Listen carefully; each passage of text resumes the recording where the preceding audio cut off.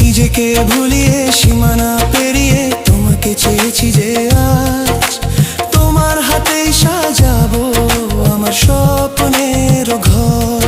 আমি তোমার প্রেমে পড়ে দুনিয়া ভুলে গেছি।